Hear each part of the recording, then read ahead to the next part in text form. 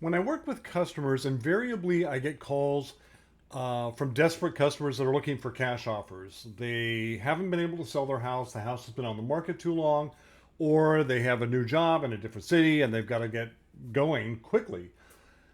And I like to explain to people there are different ways in which to sell the house that don't involve giving a bulk of the equity away. And so what I've done is I pulled together kind of a spreadsheet, a basic one, that kind of shows the different possibilities. Now, in each of these scenarios, what I've left out is I've left out closing costs and buyers' commissions, sellers' commissions, because those are going to be the same throughout any of these transactions. So the first transaction is going to be just a regular market transaction where we're going to put you on the MLS. We're going to do some advertising and we're going to get you out there, and potentially you're going to be on the market for 40 to 60 days. And we're waiting for buyers to see the house on Zillow or Realtor.com, and we're going to charge 400,000, and you're going to have about 5,000 in repair fees. And there's no discounting, but eventually what you're going to make before buyers commissions, sellers commissions, closing fees, and all that is about 395, and we'll deduct all the rest of that out after that. The second one is a cash offer by an investor. So with an investor, it's a very straightforward process. It's very quick, but they're going to take that 400,000, the market value of your house, and they're going to discount it right away by 30% for the most part. Some of them are like 35%, some are less, but for the most part, it's right around 30%. So you're going to lose 30% of your equity right up the top, right off the top. So you're going to be at 275. Now you're still going to have the repairs, so they're going to take the 30% off, deduct the repairs, and that's going to leave you with about 270. Then you're going to have commissions for the selling agent and then closing costs taken out of that as well. But that takes about 2 weeks. So once they make the decision to buy and you've made the decision to sell, you can expect a check for 270,000 minus the agency commissions and closing cost in about 2 weeks. It's very fast. And it's pretty seamless because once they make the decision to buy a house as an investment, it moves very quickly. The next option is a cash offer by, let's say, OfferPad, Homeward, Open Door, those types of places. Now, what they do is a little different, and in some cases, they might have some minute differences, but for the most part, the programs are about the same.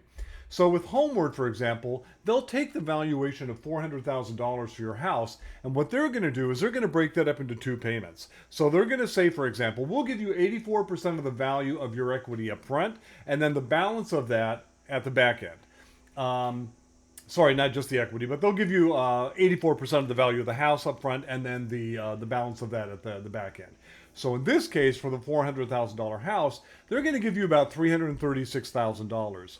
The catch is that for the privilege of using this service, it's going to cost you 7%. So about $28,000 is going to be taken out of your equity to pay for this quick service. Then you've still got the $5,000 that you've got to deduct, for the repairs. But you're also going to pay the first of two closing costs when you do this. So you're going to be left at about $299,000. Now, if they sell the house at the 400 at the market value, once they sell that house, you'll get the back end of that of $59,000. So what they're going to take out of that is that second closing cost, which I don't have shown here, but that will end up putting you about 357. So all of your program fees are going to be paid up front.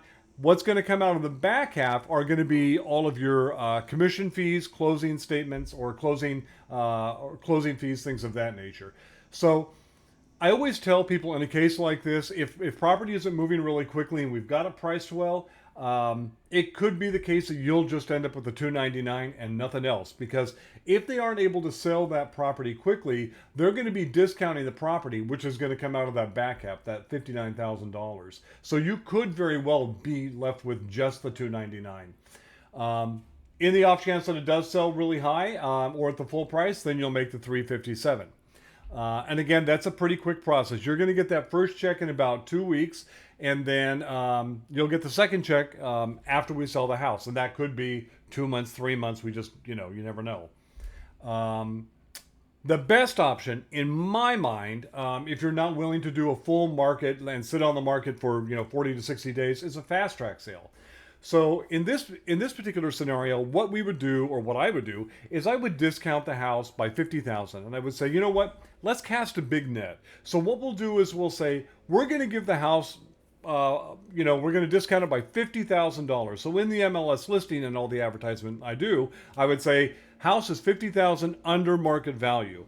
In that case, we should be drawing a huge number of people that can come in and bid against each other and hopefully get that price up. So the hope is we're going to start low and we're going to get some people bidding against each other, and we're going to make another 25,000, for example. So we started at 350, and we're going to sell at 370, for example, minus the repairs.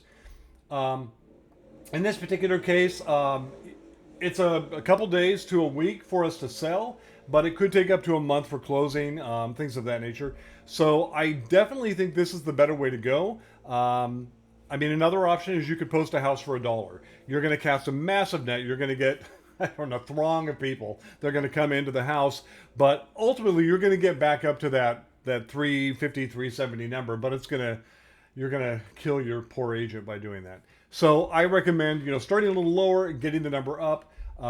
That way, you're selling it quickly, and you're not giving a bulk of the money away, but you are going to lose 30,000. But if you don't have 40 to 60 days to sit on the market, this might be a good, alternative for you as well. So these are the 4 different options that you can kind of look at. There are different ways to tweak the market sale and the fast track sale. Another way in fast track that I might do it is, let's say we put it up at 370 and we're going to give them pick a number, a $20,000 concession, for example. And that might draw people in just because it's going to pay for their closing costs, or it's going to pay for their, rate buy down, what have you. So there's a lot of different ways to kind of tweak that, but essentially these are the 4 main ways, and it's what I use for the most part. If you have any questions, give me a shout and I'll see if I can help you.